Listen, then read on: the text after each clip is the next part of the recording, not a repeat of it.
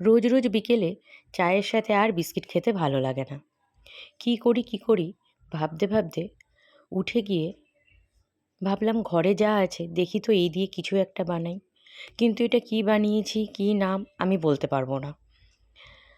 এর মধ্যে দিয়েছি ১ কাপ ওটস আর হাফ কাপ আটা। তার সাথে দিয়েছি কলা আর মধু। বিশ্বাস করো, এটা কিন্তু পুরো নিজের মাথা থেকে বার করেছি। মানে এটা কিন্তু কেক নয়। কেকের মতো স্টাইলে করার চেষ্টা করেছি, কিন্তু এটা কেক নয়। এদিকে কড়াইটাকে ফ্রি হিটে দিয়ে বাটির মধ্যে তেল মাখিয়ে উপর থেকে একটুখানি ওই ওটস আর আটার গুঁড়োটাও ছড়িয়ে দিয়েছি। কেকে তো সবাই বেকিং পাউডার, বেকিং সোডাও দেয়, আমি কিন্তু এর মধ্যে সেটাও দিইনি। উপর থেকে কটা ড্রাই ফ্রুটসও দিয়েছিলাম। কেকের মতো করার চেষ্টা করেছি, বাট এটা কিন্তু কেক নয়। কেননা এটা কিন্তু একদম উইদাউট সুগার। এর মধ্যে ১ ফোঁটা চিনি, গুড় কিচ্ছু ইউজ করিনি।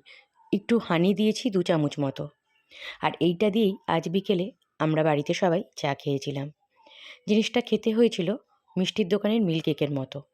বাট হ্যাঁ, অতটা মিষ্টি ছিল না। তোমরা পারলে বাড়িতে একবার ট্রাই করতে পারো। আমার মনে হয় এটা কিন্তু একটা হেলদি খাবার। কেমন লাগলো তোমরা অবশ্যই কমেন্টে জানিও।